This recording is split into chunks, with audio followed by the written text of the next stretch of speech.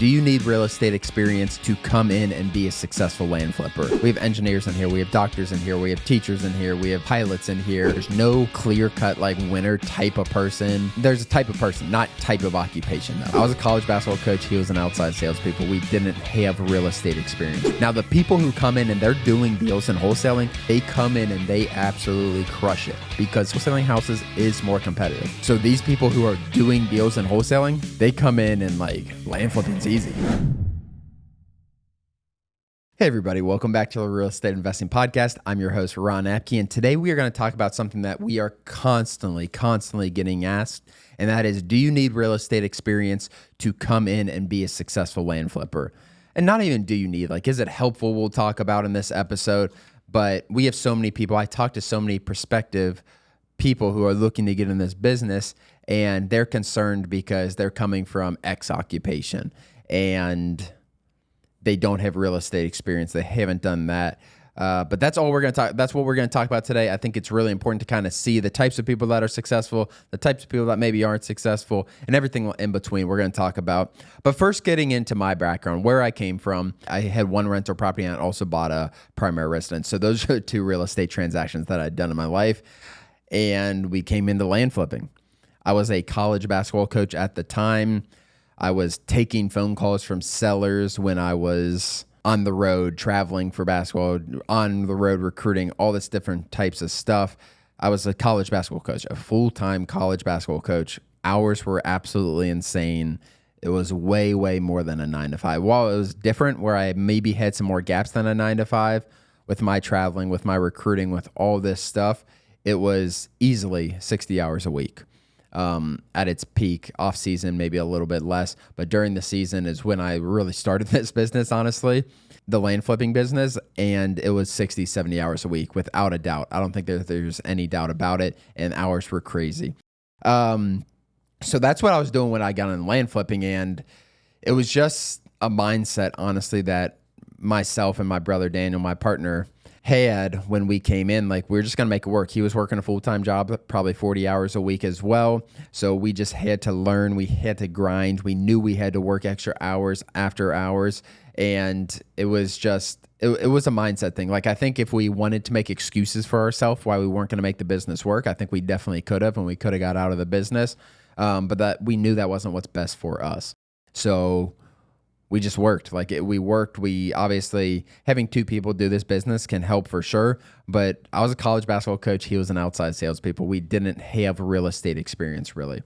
We were coming in. We were ready to learn. We were ready to learn from mistakes. And that's one of the biggest things when people come in. Is like, are they willing to learn from their experience? If you're not, it can be a lot more difficult for sure.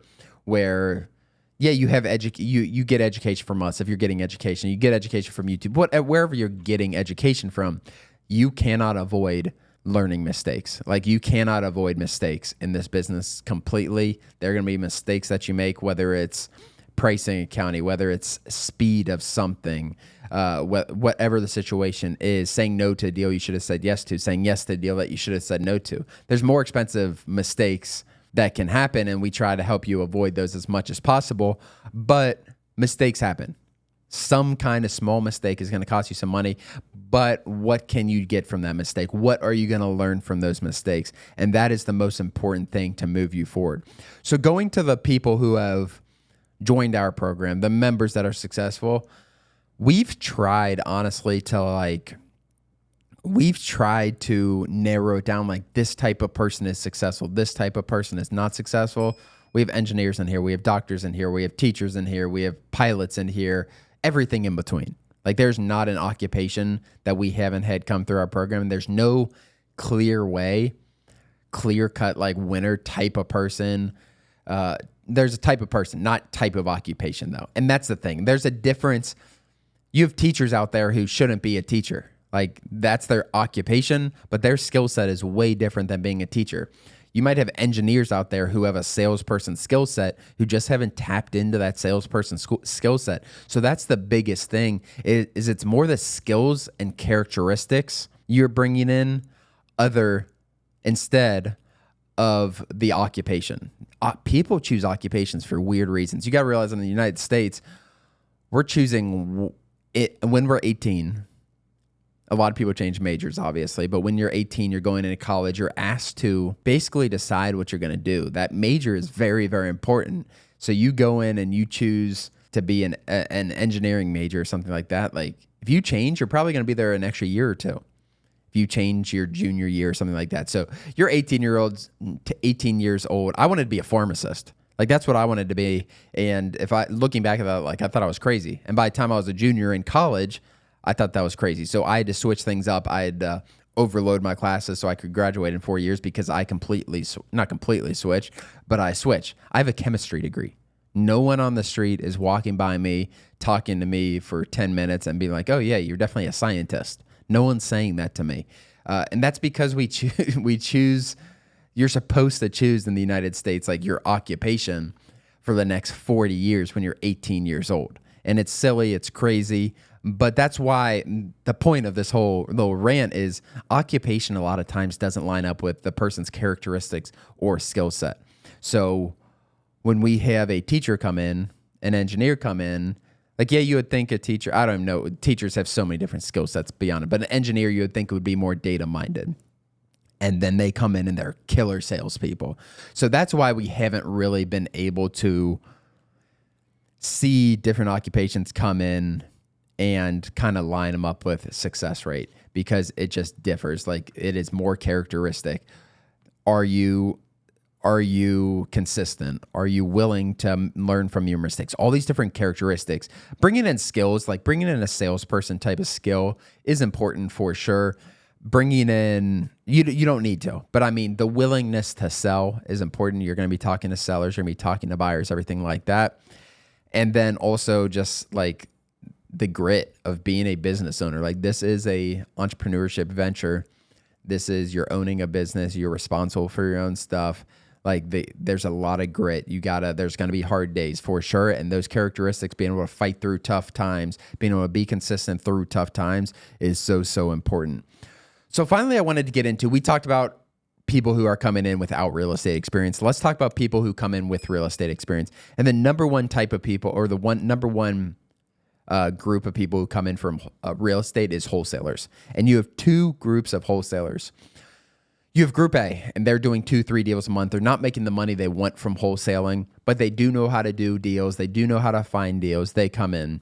And then you have group number 2 who tried wholesaling. They failed at wholesaling houses, and they're coming in because they thought this would be easier, less competition, everything like that. Very two distinct different groups. One is successful in wholesaling, but they just can't get over the hump where they want to be. The other has, I don't like saying failed, but the other has not been successful in wholesaling up to this point, and they're trying to switch. Just the mindset between those two is completely different. Group B, who wanted to switch because they can't get deals in wholesaling, I don't want to say they come in and they automatically fail, but the mindset, the characteristic that is often surrounded about someone who tried something a little bit. You don't know how much they tried though. That's the thing. Like if they tried wholesaling for 6-8 months, they come in like, they have a shot. But if you tried wholesaling for 1 month, then you come to this, you flip flop to the next thing. Like you don't have any better chance in land than you do in wholesaling. And that's just the truth. Now, the people who come in and they're doing deals in wholesaling, completely different. They come in and they absolutely crush it because wholesaling houses is more competitive. Like it's not like a question, is wholesaling more competitive than land flipping? It is more competitive by every single statistic you look at. Every market is going to have more wholesalers than land flippers. So these people who are doing deals in wholesaling, they come in and like, land flipping's easy. It's not. You got to learn a lot still, but the ability to get deals is completely different. There's no doubt about it. These people come in and they do really well. They know how to find deals. They combine their knowledge that they brought in from wholesaling to what we teach, and they combine these two, and it is extremely powerful. They're problem solvers because wholesaling, like, you got to figure out a way to get deals. That's the thing when you're wholesaling houses. This is not as difficult to get deals. So they need to work for every single deal. And that's the mindset that they bring in is like, okay, I did 5 wholesaling deals last month. They come in with that same mindset, and then they're doing 10, 12 deals a month before you know it. And the margins are better. Everything's better. You also have people come in with other types of real estate experience. You have real estate agents. I don't see, and like, they understand real estate. They understand transactions. I don't see anything that like defines their success or not success, anything like that. But overall, honestly, the biggest thing for people who come in from real estate is having an open mind, because we do things differently. Things are different than most different types of real estate. So people coming in with an open mind, understanding the biggest thing is like the blind offer thing. So when we send mail, we are offering on these people's land with the blind offer. You got to price the mail, everything like that. That's not something really any other industry in real estate is used to. So coming in, being open-minded to that, understanding the reasons behind that is so big. And that's really for everyone. When you come into this business, if you're trying to learn from us, it doesn't matter where you're trying to learn from, but you need to be open-minded to different strategies, all that stuff. And then on the way, you want to learn as you're going as well. Other than that, guys, if you guys are listening on Spotify or Apple, share this on your social media. This really helps. Share our podcast on our social media. It really helps grow our social media. If you found us from social media, wherever you found us from, share us on that platform. If you're watching on YouTube, hit that subscribe button, hit that like button. We post 3 or 4 videos every single week. Have a live YouTube every week, 5:30 p.m. Eastern time on Wednesday. Other than that, thank you so much. We'll see you next time. As always, thank you for joining. Please do us a huge favor and like and subscribe our YouTube channel and share this with a friend. It really means the world to Ron and I, but more importantly, it could help change the life of someone else. Thanks for joining, and we'll see you next episode.